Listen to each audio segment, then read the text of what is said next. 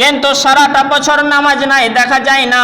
এই 10ই মুহররম তারা এসে বড় আফসোস লাগে, যে নেশাটা করলে 40 দিন তার কোনো ইবাদত কবুল করা হবে না, সেই নেশা সে ভক্ষণ করে পান করে নিজের শরীরে রক্ত বের করে প্রমাণ দেখাতে চাই যে আমি হাসান হোসেনকে ভালোবাসি।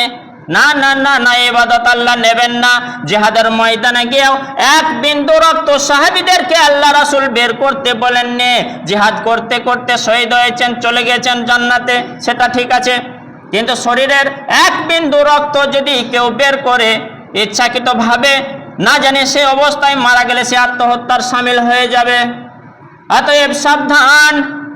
আজকের দিনে যারা মাতম করে হাসান হোসেনকে ভালোবেসে, তাদের আমি সর্বপ্রথম বলে রাখবো, মুহররম মাসের যদি সম্মান দিতেই হয়, নবীকে যদি ভালোবাসতেই হয়, মুসা নবীকে যদি ভালোবাসতেই হয়, আল্লাহ রাসূলের নাতি দুইটিকে হাসান হোসেনকে যদি ভালোবাসতেই হয়, তাহলে তাদের সর্বপ্রথম 10ই মুহররমকে সিয়ামে পালন করতে হবে, 1 নম্বর। 2 নম্বর, একেবারে আমল দিয়ে ভালোবাসতে হবে। যদি যারা আজকে ভালোবাসার চিহ্ন দেখায়, তাদের ভালোবাসাটা হবে আমলের মাধ্যমে, অর্থাৎ মুখমণ্ডলে দাঁড়িয়ে দেখাতে হবে। তারপরে শরীরটা খুলে শরীর চিটবে বিলেট দিয়ে, তবেই জানবো ঠিক আছে। কোন রকম নেশা করা চলবে না। কিছু সাহাবী আবার আল্লাহ রাসূলকে জিজ্ঞাসা করলেন, ইয়া রাসূলুল্লাহ, আপনি তো বলেছেন ইহুদিদের খেলাফ করো, ইহুদিরা দাড়ি রাখে না। যখন আপনি দাড়ি রাখার কথা বলে দিয়েছিলেন, ইহুদিদের খেলাফের জন্য আমরা রেখেছি, তো আল্লাহ রাসূল গো, আপনি বলুন ইহুদিরাও একটা রোজা করে, আমরাও একটা রোজা পালন করছি, সেম টু সেম হয়ে যাচ্ছে, ম্যাচিং হয়ে যাচ্ছে, মিলে যাচ্ছে, তাহলে খেলাফ করার জন্য কি করব?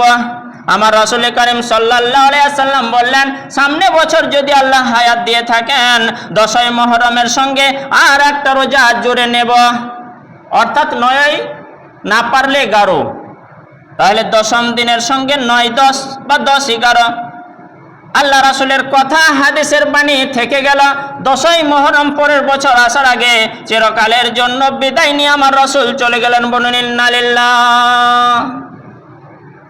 কিন্তু কথাটা থেকে গেল, 2টি রোজা রাখতে হবে। ইহুদের একটা রাখে, আমরা 2টা যদি মনে করি, তাহলে আজকের দিনে যারা রং তামাশা, ঢোল তামাশা, শোক পালন উদযাপন করে 10ই মুহররম, তাদের আমি বলে রাখতে চাই, যদি কোনো আমল আল্লাহর কাছে গ্রহণযোগ্য হয়, একমাত্র 10ই মুহররম সিয়াম। এইবারে আমি বলি, কিছু মানুষ একটা যুক্তি দেখাবে, এটা তো হাসান হোসেন বেঁচে থাকাকালীন আমল, হাসান হোসেন শহীদ হলো তারপরে আমাদের আমলটা। আমি বলে রাখি, হিজরতের প্রায় অর্ধ শতাব্দীর পরেই দুর্ঘটনা ঘটেছিল কারবালার ময়দানে। হোসাইনকে যখন শহীদ করা হয়, তার বয়স ছিল 54 বছর 6 মাস 17 দিন। বলে রাখি, তার বয়স ছিল 54 বছর 6 মাস 17 দিন। এখন বর্তমান সময়ে 2025 সালে 54 বছর 6 মাস 17 দিন যার বয়স, অনেকে আমরা বৃদ্ধ হয়ে গেছি, বয়স্ক বুড়ো মানুষ হয়ে গেছে, চুলদাড়ি পেকে গেছে, দাঁত ঝরে গেছে, কিন্তু হাসান হোসেনের সময় 54 বছর 5 মাস বা 6 মাস 17 দিনটা ছিল যুবক, ইয়াং টকবগে বয়স। তো সেই সময়ে শহীদ উদযাপন করতে গিয়ে যারা রং তামাশা করে, আল্লাহ রাসূলের 2টি হাদিস আপনাদের স্মরণ করিয়ে দিতে চাই।